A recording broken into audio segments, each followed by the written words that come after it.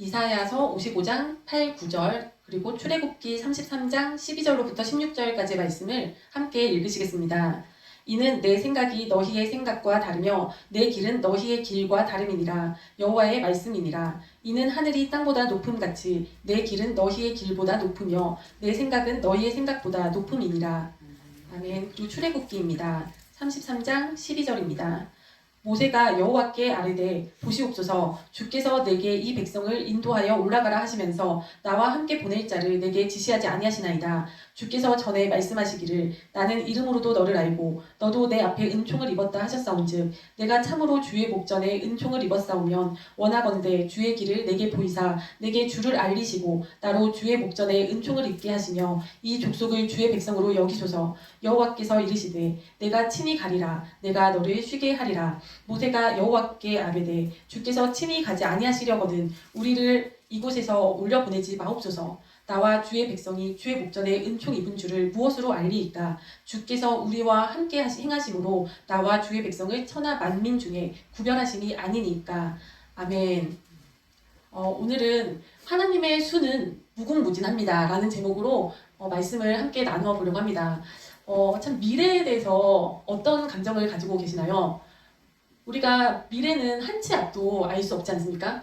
한 치 앞도 우리가 알 수 없기 때문에 미래의 일에 대해서는 참 궁금하기도 하고 알고 싶기도 하고 그러면서도 한편으로는 참 그 좀 두려운 마음이 듭니다. 내가 지금 이런 선택을 했을 때 앞으로 어떤 일이 펼쳐질까 이런 거에 대해서 약간은 두려운 마음이 들기도 합니다. 그래서 사람들은 참 그 미래의 일을 알기 위해서 점을 치고 그러지 않습니까? 점쟁이를 찾아가서 뭐 앞날에 그 기륭하복을 점치고 또 막 큰 그 대소사를 앞두고서는 뭐 결혼이라든가 뭐 심지어는 이사 같은 그런 일을 앞두고서도 뭐 점을 치기도 하고 날짜를 받기도 하고 그럽니다.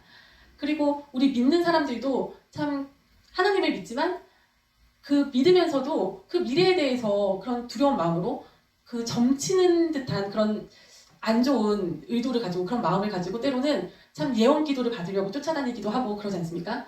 그런 것처럼 참 미래라는 것이 우리 앞에 참 그런 막연하고 어떻게 보면 두려운 그런 존재인데 참 이 미래라는 거는 그렇게 단순하게 참 평면적으로 단정적으로 존재하는 게 아닌 것 같습니다. 그러니까 이 과거의 일은 이미 일어났기 때문에 정해져 있잖아요. 그런데 미래에 펼쳐질 일은 정해져 있지가 않은 거예요. 내가 어떻게 하느냐에 따라서 우리가 어떻게 하느냐에 따라서 역동적으로 계속 움직여가고 변하여가는 게 미래의 일인 것 같습니다. 그러니까 미래에 대해서 단정적으로 이렇게 될 거야 이렇게 참 그 한 가지만을 딱 정해놓고 이렇게 될 거라고 생각하는 거는 조금 그것은 아닌 것 같습니다. 물론 하나님께서 미래에 대해서 커다란 틀에 있어서는 정해두신 바가 있습니다. 이 우리 인류를 구속해 가시는 구원해 가시는 그 커다란 흐름은 딱딱 정해주셨습니다.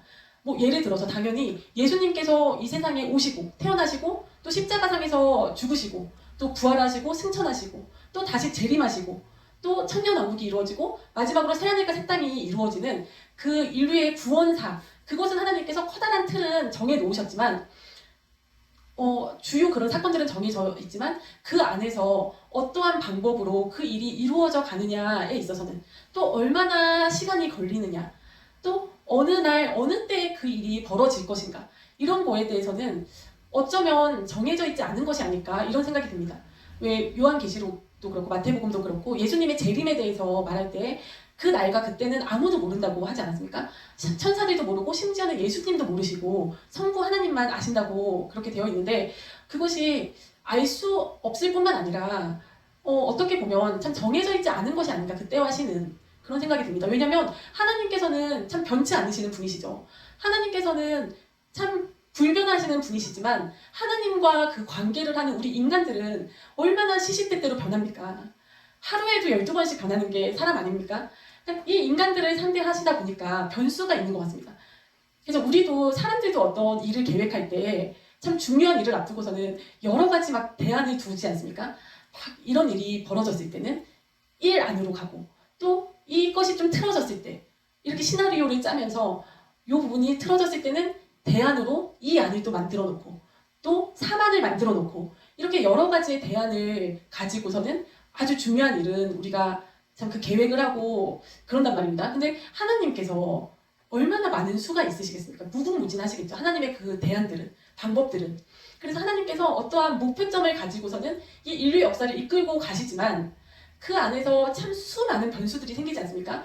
어떤 사람을 선택했지만 그 사람이 변질되기도 하고, 어떤 민족을 선택해서 이끌고 가시고자 하지만 그 민족이 변질되기도 하고, 그 수많은 참 그 변수들을 가지고서는, 하지만 하나님의 그 지혜는 한없이 높으시고, 하나님의 참 생각은 우리와는 비교도 안 되게 높으시고, 그 지혜가 너무나도 많으시고, 참 모든 것을 전지적으로 아시기 때문에 하나님은 정말 어떤 상황이 벌어져도 하나님이 목표하신 그 목표점으로 우리를 이끌고 가실 수 있는 거죠.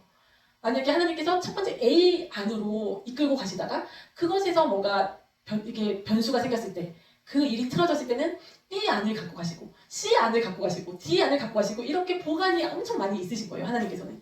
그래서 예를 들면은 참 하나님께서 참 저는 한때 그런 생각을 했었거든요. 노아의 심판, 인간이 타락하고 이런 것들이 하나님께서 의도하신 것일까? 근데 그것이 아니지 않습니까?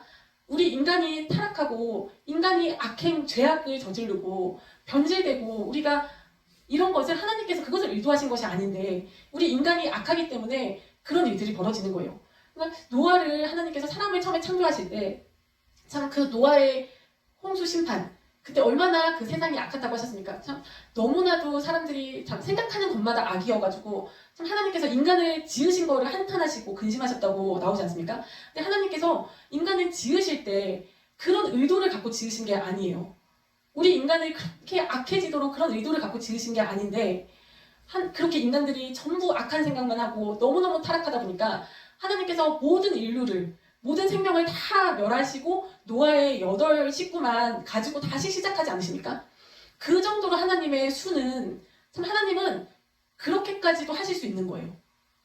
모든 생명체를 다 멸절하시고 노아의 8 식구만 가지고 다시 시작하실 수도 있는 분이 하나님이십니다. 그리고 또 하나님께서 그 아브라함한테 예언을 한번 하셨어요. 미래에 너희 후손 중에 이제 너희 후손들이 이방 땅의 노예로 끌려가서 이제 종살이를 400년 동안 하고 나서 이제 다시 이 땅으로 내가 약속한 땅으로 돌아오게 될 것이다 라고 아브라함한테 미리 말씀을 해주셨거든요. 그 앞으로 일어날 일을. 근데 그 말씀을 하실 때 이제 출애굽을 하고 나서 이스라엘 백성들이 광야에서 40년을 지낼 거라는 말씀은 하지 않으셨어요. 그러니까 그 광야에서의 40년, 그거를 하나님께서 의도하신 것이 아닌 것 같아요. 하나님께서 의도하신 것이 아니지만 그 광야에서 그 이스라엘 백성들의 모습이 어땠습니까? 뭐 걸핏하면 하나님을 원망하고 탓하고 모세한테 반역을 하고 대들고 금송아지 우상을 만들어서 우상을 섬기고 막 하나님이 십계명을 주셨는데도 그 직후에 금송아지 신을 만들지 않습니까? 이런 것처럼 하도 이 백성들이 참 여호와를 저버리다 보니까 그 광야에서 40년 뺑뺑이를 돌게 되지 않습니까? 그러니까 하나님의 의도하심이 아니라 참 우리 인간이 그렇게 자초를 하는 것 같습니다. 그리고 하나님께서 다윗 왕한테 너의 그 가문에서 너의 후손들에서 왕이 끊이지 않게 해주겠다고 약속을 하셨는데 어떻습니까? 그 유대가 북이스라엘 남유다로 갈라지고 나서 이스라엘도 막 우상을 숭배하다가 망하지 않았습니까? 이스라엘도 망하고 이제 남유다가 남아 있었지만 이 남유다도 마찬가지로 우상 숭배를 한 거예요. 하나님 보시기에 악한 길로 간 거예요. 그러다 보니까 하나님께서 그 남유다조차도 망하게 하지 않으십니까? 바벨론에 망해서 포로로 끌려가게 하시잖아요. 그러니까 하나님께서는 그걸 의도하신 게 아닌 것 같아요. 저는 처음에는 하나님께서 이런 것도 다 예정된 건가, 의도된 건가 라고 고민을 했지만 그것이 아닌 것 같아요. 이것은 100% 정답은 아니지만 그냥 저의 생각입니다. 저의 생각이니까 참고를 하시면서 한번 생각해 보시면 좋을 것 같아요. 하나님께서 인간들이 악한 길로 가는 것을 하나님이 원하시거나 하나님께서 의도하신 것이 아닙니다. 근데 인간들이 자꾸 악한 길로 발걸음이 빠른 거예요, 우리들이. 그래서 자꾸 악한 길로 가다 보니까 하나님께서는 다윗한테 너의 가문에서 왕이 끊이지 않게 하리라 하셨지만 그렇지만 하나님께서는 그 남유다를 망하게도 하시는 거예요. 우리 인간의 생각에는 절대 망하면 안 될 것 같지만 하나님께서는 망하게 하시는 거예요. 근데 그러면서도 그 가운데서 그 씨를 남겨두셔가지고 바벨론에 정말 포로로 잡혀간 그 씨에서 하나님께서 그 다윗의 자손들이 그 대를 잇고 그 대가 끊이지 않게 하시면서 그 시에서 예수님까지 탄생하게 하시지 않습니까? 그러니까 하나님께서는 자신의 목표하신 바, 자신의 약속, 그것을 꼭 이루십니다. 이루시지만 그 사이에 인간들의 그 악함 때문에 여러 가지 변수들이 생겨나는 거예요. 그러니까 하나님께서는 쭉 바로 갈 수 있는 길도 돌려서 가시고, 뭐 열흘 안에 갈 수 있는 길도 40년이 걸려서 가게 하시고, 이렇게 하시면서 또 우리를 이끌고 가시는 겁니다. 그래서 이것을 참 우리 개인의 참 삶에다가 대입을 해봐도 하나님께서 분명히 우리 한 사람 한 사람을 이 땅에 보내신 데는 우리 한 사람 한 사람한테 하나님께서는 사명을 주신 거예요. 이 땅에서 어떤 일을 하고 와라 라는 사명을 주셨는데 우리 인간들이 또 하기 나름인 게 있는 겁니다. 하나님께서 그렇게 예정을 해주셨다고 해서 우리가 로봇처럼 그렇게 하나님이 지시하신 대로 딱딱딱딱딱 하는 게 아니지 않습니까? 사람들이 다 자기 생각대로 움직입니다. 자기 고집대로 움직입니다. 그래서 참 어떤 사람들은 사울 왕 같은 사람은 하나님께서 참 선택은 하셨지만 나중에는 또 버림을 받지 않습니까? 이렇게 택함을 받고도 순종하지 않아서 버림받는 사람도 있고 또 자기 사명조차 깨닫지 못하고 죽을 때까지 깨닫지 못하고 살다가 죽는 사람도 있고 또 인생의 정말 막바지에 참 이 세상에서 온갖 풍파를 다 겪으면서 살다가 마지막에 가서 이제 그걸 깨닫지만 너무 늦어버려서 참 그 사명을 다 감당하지 못하는 그런 경우도 많이 있고 또 때로는 젊은 날에 참 하나님을 만나고 젊은 날에 자기 소명을 깨닫고 참 주를 위해서 달려가는 인생을 사는 그런 복된 인생을 사는 사람들도 있습니다. 이렇게 하나님께서 우리 개개인의 인생에 있어서도 정하신 바가 있지만 참 또 거기에 플러스로 우리가 하기 나름인 거예요.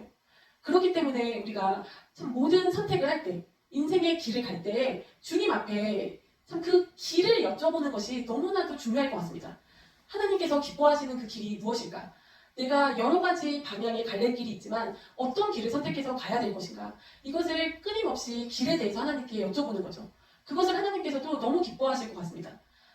자식이 부모한테 아빠, 엄마, 내가 어떤 길로 가야 될까요? 내가 어떤 선택을 해야 될까요? 하고 여쭤보면 부모의 입장에서 좋지 않습니까? 자기 멋대로 막 내가 원치 않는 길로 자식이 막 가는 것보다 그렇게 조심스레 한 발 한 발 부모에게 여쭤보고 이렇게 선택을 신중하게 하면서 가는 자식이 참 예쁘듯이 하나님도 그러실 것 같습니다. 그래서 우리가 주님 앞에 꼭 길을 물어보는 그 기도를 꼭 드려야 될 것 같아요.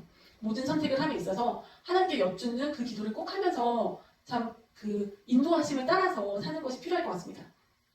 근데 또 한편으로는 이런 것이 너무 나에게 참 압박이 될 때가 또 있는 것 같습니다. 한편으로는 어떤 길을 택해야 될까? 이것이 또 너무 압박이 될 때가 있는 것 같아요. A, B, C라는 선택의 그 길이 있는데 어떤 거를 택하면 하나님께서 함께 하시고 어떤 거를 택하면 하나님께서 나를 버리시고 이런 생각까지 나갈 때가 또 있지 않습니까 우리가? 근데 또 우리가 뒤에 읽었던 출애굽기를 보면은 그런 건 아니구나. 우리가 너무 그거에 막 압박을 받고 스트레스를 받는 거는 또 아니구나라는 생각이 들더라고요. 출애굽기 오늘 읽으신 말씀이 어떤 배경에서 일어난 말씀이냐면 모세가 이제 이스라엘 백성을 이끌고 광야로 나왔을 때 이제 시내산에 하나님께서 올라오라고 하셔가지고 올라갑니다. 올라가서 하나님께 이제 증거판, 돌판 2개에다가 이제 말씀을 하나님께서 직접 이제 써주십니다. 근데 그 사이에 시간이 많이 흐른 거예요. 이제 40일 동안 모세가 막 불이 붙은 산에 들어가가지고 내려오질 않는 거예요. 그러니까 이스라엘 백성들이 하루, 이틀, 사흘, 나흘, 일주일, 2주일 모세가 내려오기만을 목이 빠져라 기다리다가 이제 지쳐가는 거예요, 백성들이. 왜냐면 너무 막 불이 붙은 무시무시한 산에 모세가 들어갔어요.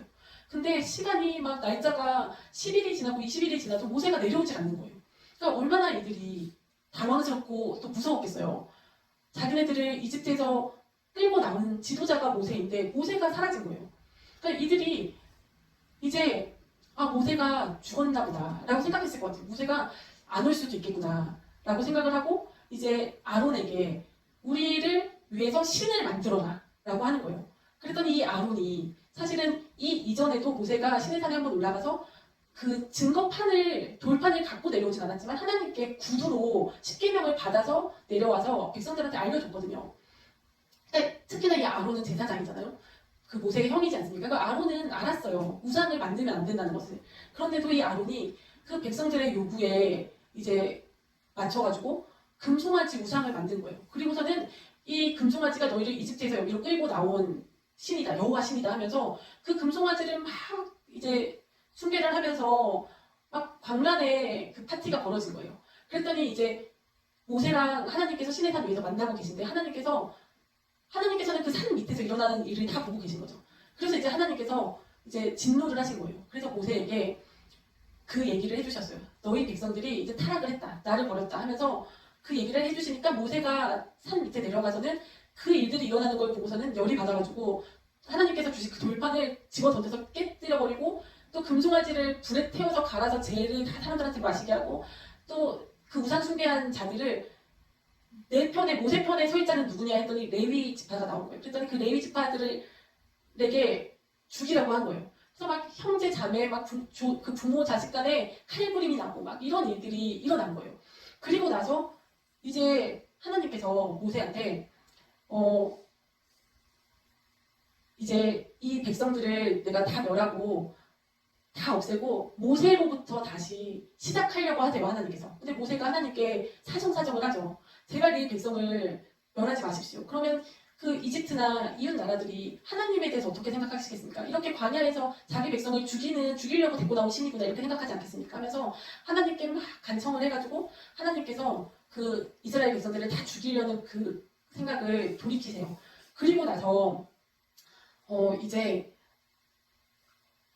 하나님께서 모세한테 말씀을 하시는 거예요.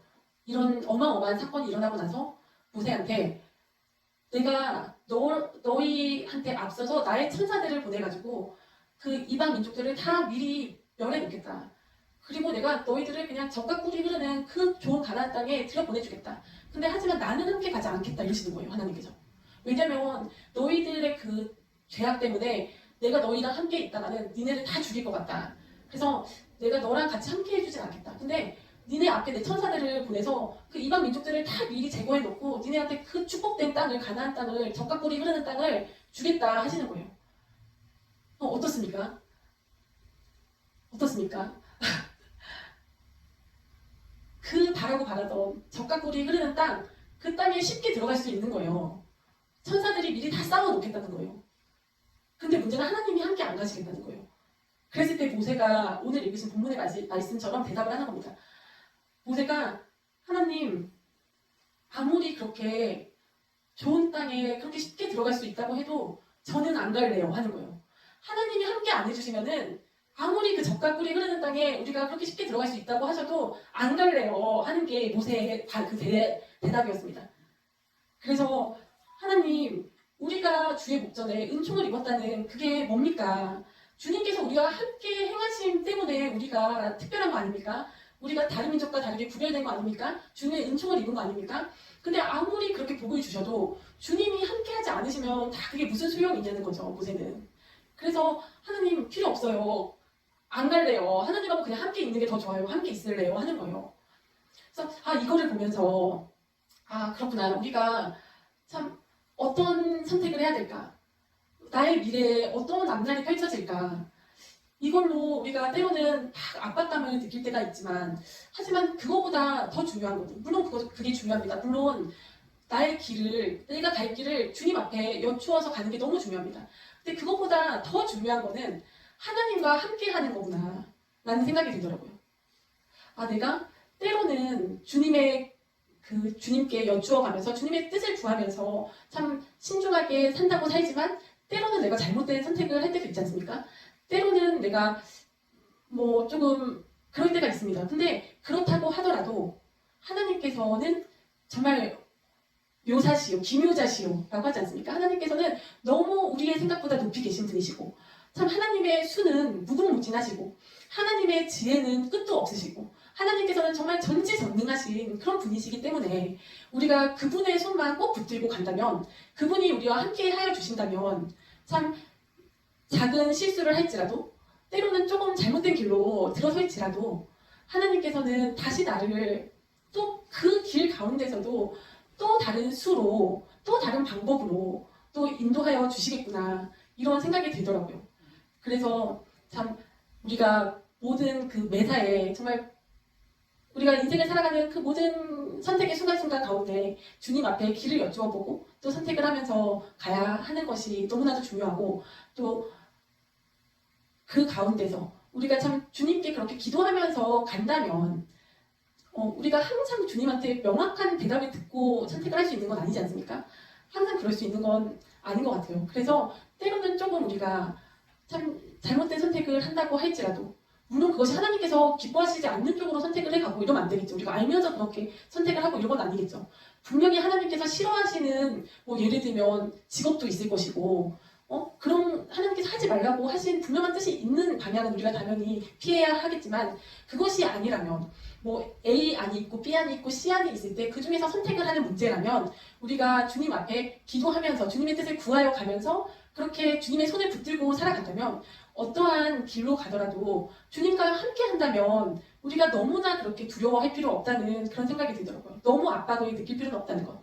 그래서 항상 그렇게 주님 앞에 참 전지전능하신 그분을 믿고 의지하면서 또 우리가 마음의 평안을 누리면서 그렇게 살아갈 수 있으면 좋겠습니다. 아멘.